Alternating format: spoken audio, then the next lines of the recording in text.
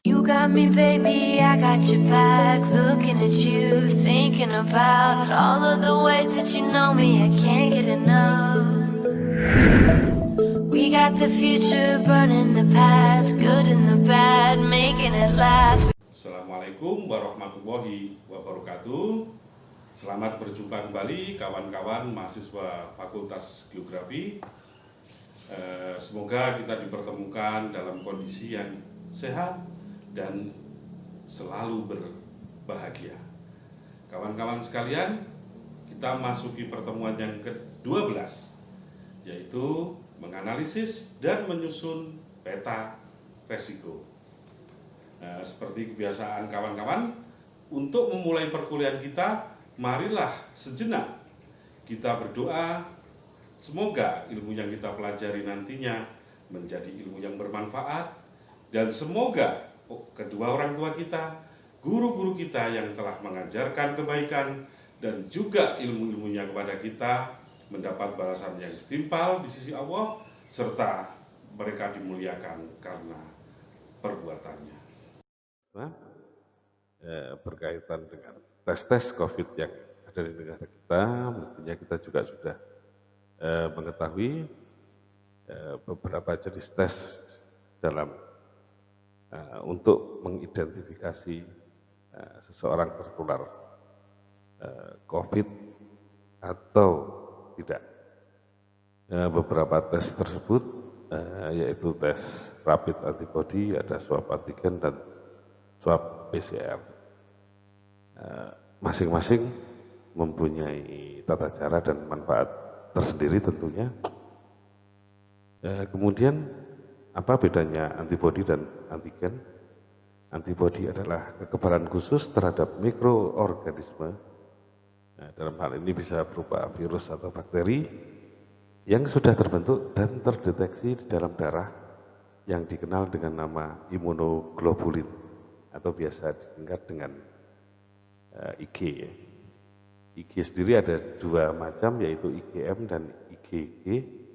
Perbedaannya adalah IgM adalah IG permulaan yang terbentuk sebagai respon awal terhadap mikroorganisme, dan seiring dengan waktu IgM ini akan menurun dan digantikan dengan IgG, yaitu imunoglobulin lanjutan yang akan bertahan beberapa bulan, dan bila diberi suntikan booster, IgG ini akan bertahan sampai bertahun-tahun.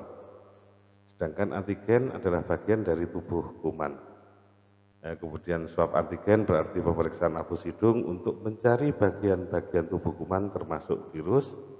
Sedangkan swab PCR adalah pemeriksaan apus hidung untuk mendeteksi DNA virus COVID-19.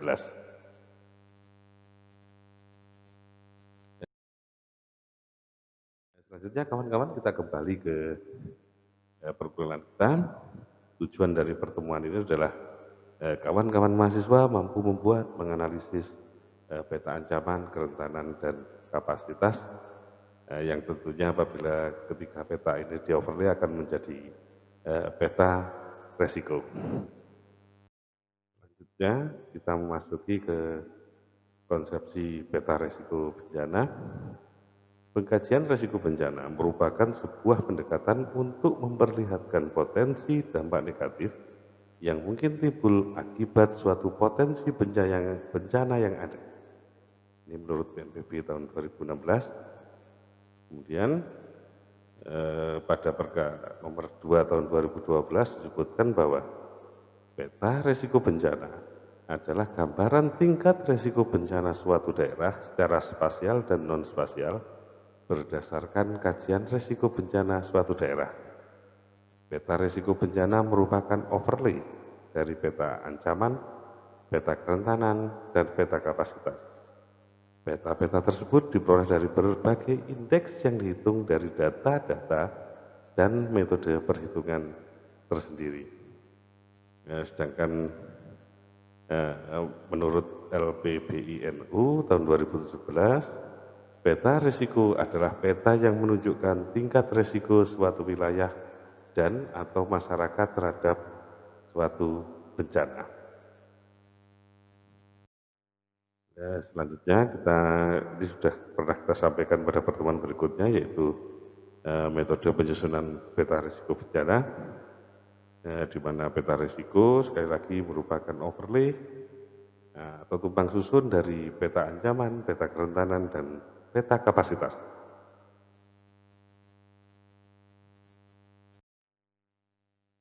Oke kawan-kawan, selanjutnya kita memasuki ke analisis grid.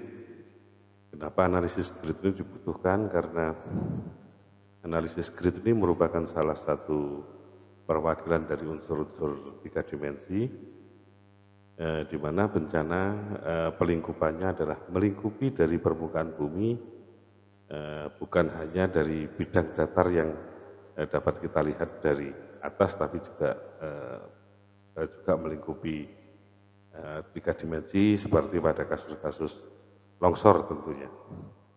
Oke kawan-kawan, kita masuki ke definisi dari grid. Merupakan komponen struktural dasar untuk berbagai pekerjaan contouring, pemodelan, dan penampilan data spasial. Grid dapat dianggap sebagai tipe data spasial keempat setelah poligon, garis, dan titik, karena grid dapat mewakili perspektif 3 dimensi. Sebuah grid terdiri dari sel-sel persegi yang teratur dan diatur di atas daerah tertentu. Setiap sel memiliki simpul yang merupakan titik pusatnya, dan setiap sel dapat diberi angka dan warna yang mewakili nilai-nilai dari sel tersebut. Jika ada beberapa sel di antara 2 lokasi yang dikenal, seperti dari 2 garis kontur, perubahan warna menunjukkan bagaimana nilai-nilai berubah di antara lokasi, terutama di antara 2 garis ketinggian tersebut.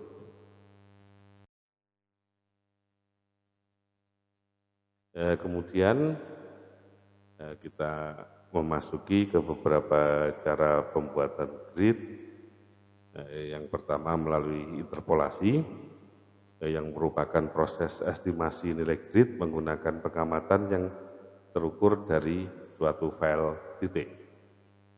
Kemudian kita juga dapat membuat grid dengan cara mengimpor grid dari format lain. Grid tersedia dalam berbagai format, yang paling umum adalah grid ASCII dan DEM. Beberapa perangkat lunak yang mendukung konversi berbagai grid, contohnya adalah Global Mapper. Kemudian untuk pembuatan grid kita juga bisa melakukan konversi dari poligon menjadi grid. Kemudian yang kedua, penggabungan dan pemotongan layer grid. Penggabungan grid digunakan ketika beberapa file grid yang mencakup wilayah studi perlu digabungkan menjadi suatu grid tunggal. Pemotongan grid secara khusus berguna pada kasus pemotongan file grid ke netlist peta standar. Kemudian untuk lebih memudahkan, grid sering diberi pewarnaan. Untuk itu digunakan rentang warna. Penggunaan warna adalah cara yang efektif untuk memberi makna suatu tampilan. Kemudian tampilan data grid dalam aplikasi SIG dicapai dengan menetapkan rentang nilai warna, umumnya berupa gradasi 1 ataupun multiwarna. Kemudian yang dipakai di peta risiko, gradasi 3 tingkat meliputi kelas rendah, sedang, dan tinggi, diwakili warna hijau, kuning, dan merah. Beberapa analisis grid secara spesifik, seperti pada kemiringan dan jarak, karena grid mewakili ruang 3 dimensi, sehingga jarak permukaan, misal lereng, dapat dibuffer dengan tepat, dan hal ini tidak bisa dilakukan pada analisis 2 dimensi. Kemudian yang kelima adalah perhitungan grid. Perhitungan grid diperlukan untuk melakukan ekspresi matematis. Kemampuan ini diperlukan untuk penyusunan indeks dan untuk menghitung indeks akhir berdasarkan faktor-faktor bobot. Kemudian raster berbasis software SIG biasanya menyediakan fungsi ini dalam bentuk kalkulator grid yang berguna dalam perhitungan grid tersebut. Kawan-kawan, ini kita dapat menyaksikan contoh dari penyajian peta grid berupa peta resiko bencana gempa bumi di Provinsi Sumatera Barat. Selanjutnya kita sampai pada penyajian peta risiko bencana. Peta risiko bencana disajikan dalam dua bagian, yaitu petanya sendiri dan suplemen peta. Untuk memenuhi kualitas kajian yang diinginkan, maka penyajian peta harus memenuhi standar penyajian yang telah ditetapkan, terutama dalam Perka BNPB nomor 2 tahun 2012. Kemudian suplemen peta disusun untuk memudahkan pengguna dalam membaca peta secara detail. Selain itu, suplemen ini juga ditujukan untuk memudahkan para pengambil kebijakan dalam menyusun rencana kebijakan penyelenggaraan penanggulangan bencana pada suatu kawasan. Suplemen peta disusun berdasarkan tingkat analisis kawasan terkecil sesuai dengan prasyarat umum pengkajian resiko bencana.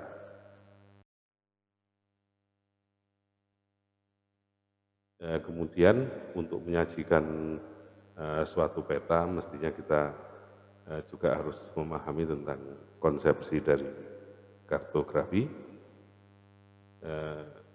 Yang pertama adalah definisi yang telah dibuat oleh International Cartographic Association pada tahun 1973. Kemudian rekomendasi pemutakhiran definisi oleh juga International Cartographic Association itu pada tahun 1992 memandang bahwa kartografi sebagai ilmu faktual berhubungan dengan pembuatan peta berketepatan atau berakurasi tinggi. Akurasi diperoleh melalui pengukuran berdasarkan model matematis yang membantu memindahkan gambaran permukaan bumi pada bidang datar secara akurat. Kemudian, subjek kartografi merupakan studi tentang manifestasi grafis fenomena keruangan atau spasial atau fenomena geografis. Objek kartografi adalah pembuatan peta sebagai refleksi dunia atau alam nyata. Dalam bahasa Jawanya real world yang setepat mungkin. Ini menurut Sri Handoyo tahun 2009. Secara umum pada pertemuan tahun 1973 para geograf yang berkumpul di seluruh dunia menyatakan bahwa kartografi adalah seni, ilmu pengetahuan dan teknologi tentang pembuatan peta-peta sekaligus mencakup studinya sebagai dokumen-dokumen ilmiah dan hasil karya seni. Kita kalau kembalikan ke tahun 73 seperti itu, tapi digabungkan dengan tahun 1992 seperti yang telah kita sampaikan sebelumnya. Kemudian menurut Perka BNPB nomor 2 2012, peta adalah kumpulan dari titik-titik, garis-garis, dan area-area yang didefinisikan oleh lokasinya dengan sistem koordinat tertentu dan oleh atribut non-spasialnya. Kemudian salah satu tokoh pemetaan, itu Aryono Priandito tahun 1989, menyatakan bahwa peta merupakan penyajian grafis dari bentuk ruang dan hubungan keruangan antara perwujudan yang diwakili atau gambaran permukaan bumi dalam skala tertentu dan digambarkan di atas bidang datar melalui sistem proyeksi. Berbagai konsep kartografis meliputi sasaran dan proses-proses yang dominan disajikan pada tabel yang dapat kawan-kawan saksikan. Ini merupakan kumpulan dari tulisan Sri Handoyo pada tahun 2009. Konsep geometrik sasarannya adalah akurasi pemetaan, proses yang dominan adalah desain dan konstruksi peta. Konsep teknologi sasarannya adalah efisiensi pemetaan, dan proses yang dominan adalah konstruksi peta. Kemudian konsep penyajian sasarannya adalah efisiensi desain peta, dan proses yang dominan adalah desain peta. Kemudian konsep artistik sasarannya adalah efektivitas persepsi dari pembaca ya, atau user, dan kemudian proses yang dominan adalah respon pengguna peta. Kemudian ada konsep komunikasi, sasarannya adalah peta merupakan media komunikasi, dan proses yang dominan adalah desain peta dan membaca peta. Kemudian untuk penyajian peta, kaidah-kaidah yang atau ketentuan yang ditentukan oleh BNPB tahun 2012 melalui peraturan kepalanya, peta yang dihasilkan dalam pengkajian resiko bencana harus menginformasikan beberapa komponen seperti yang pertama adalah judul peta. Judul peta memberikan informasi umum tentang peta yang sedang disajikan. Informasi tersebut adalah jenis bencana yang dipetakan dan daerah pemetaan. Ini dapat kita saksikan contohnya kawan-kawan pada gambar sebelah kanan. Yang kedua adalah legenda, atau di sini disebutkan legenda umum, yaitu sesuatu yang memaparkan penjelasan tentang simbol-simbol yang digunakan dalam peta. Kemudian yang ketiga adalah indeks resiko bencana. Ini menjelaskan rentang pewarnaan yang melambangkan tingkat resiko bencana pada daerah yang dipetakan.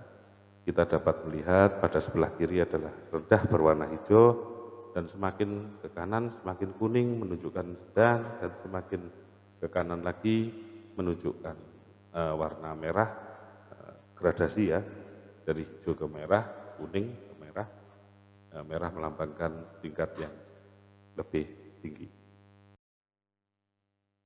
Yang keempat adalah petunjuk peta. Ini menjelaskan tentang posisi peta pada daerah yang lebih luas. Peta pembanding minimal adalah kawasan administratif satu tingkat di atas kawasan peta yang disajikan, misalnya yang disajikan adalah skala provinsi, berarti yang petunjuknya melebihi dari provinsi tersebut. Dapat dicontohkan ini melingkup sampai di luar dari provinsi Sumatera Barat. Yang kelima adalah petunjuk arah utara dan skala peta. Hal ini penting sekali sebagai orientasi dan untuk pengukuran jarak. Yang keenam adalah nama file dan tanggal pembuatannya. Ini penting untuk update data dan sumber yang digunakan. Kemudian yang ketujuh adalah data teknis dan lingkup pemakaian peta. Data teknis ini minimal adalah proyeksi lokal, proyeksi geografis, unit grid yang digunakan, kemudian gambar latar, ada juga sumber peta dan data pendukung lain seperti metodologi yang digunakan. Lingkup pemakaian peta harus secara jelas dipaparkan untuk membatasi lingkup penggunaan peta. Sedangkan yang kedelapan adalah pengesahan ya, jadi pengesahan dan penyusunan peta. Data teknis minimal adalah proyeksi lokal. Jadi kita dapat melihat bahwa pada waktu adanya pengesahan ini berarti memang peta telah memenuhi standar dan telah layak untuk dipublikasikan.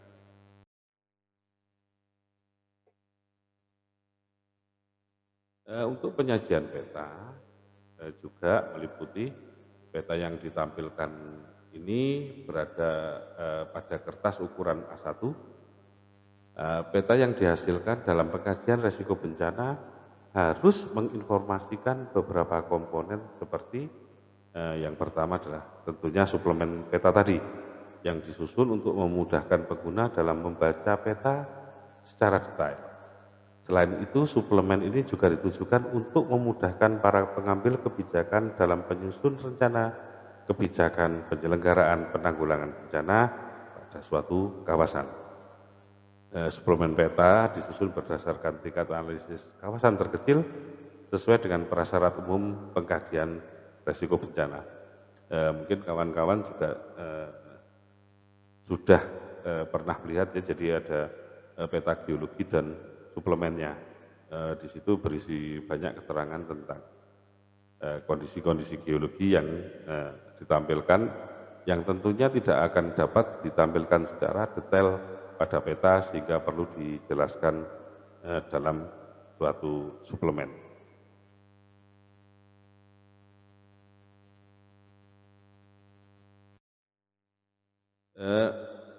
Suplemen peta itu berisikan informasi terkait jenis ancaman, tingkat resiko, jumlah penduduk terpapar, kemungkinan kerugian dan kapasitas yang dimiliki daerah kajian untuk setiap bencana yang mengancam.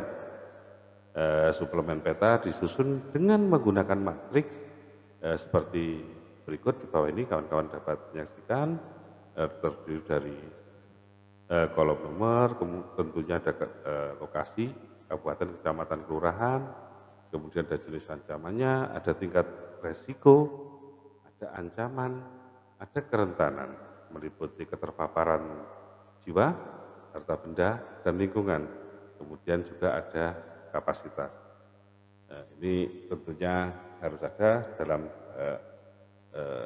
penyusunan rencana pembangunan di setiap daerah nantinya. Kawan-kawan sekalian, karena kita memang pada kondisi pandemi sehingga tidak memungkinkan untuk melakukan studio seperti yang telah kita bicarakan pada pertemuan sebelumnya. Untuk itu kami untuk pengembangan pada kawan-kawan, pengembangan kemampuan juga wawasan, berikut kami sampaikan beberapa modul pembelajaran tambahan untuk penyusunan peta resiko bencana. Modul ini dapat kawan-kawan akses atau unduh dari psikologi, sebuah folder di psikologi. Monggo untuk kawan-kawan untuk mengembangkan diri dan wawasannya. Berikutnya sebagai kebiasaan kita di akhir pertemuan, kita selalu ada tugas, rutinitas tugas kita sebagai pembuka untuk pertemuan ke depan. Tugasnya sebagai berikut, kawan-kawan, beberapa kesepakatan internasional telah disetujui dan disepakati oleh negara kita berkaitan dengan kebencanaan.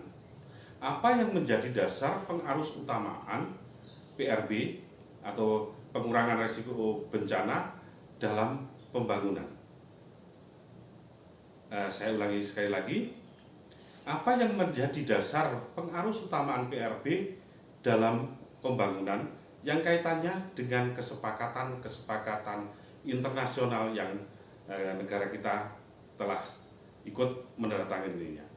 Jawabannya silakan ditulis singkat aja, maksimal 1 halaman kertas A4, jangan lebih ya. Untuk itu kawan-kawan, pertemuan kita sudah masuk ke tahap akhir. Akhirnya marilah kita sama-sama mengucapkan alhamdulillahirobbilalamin. Assalamualaikum warahmatullahi wabarakatuh. Salam Tangguh.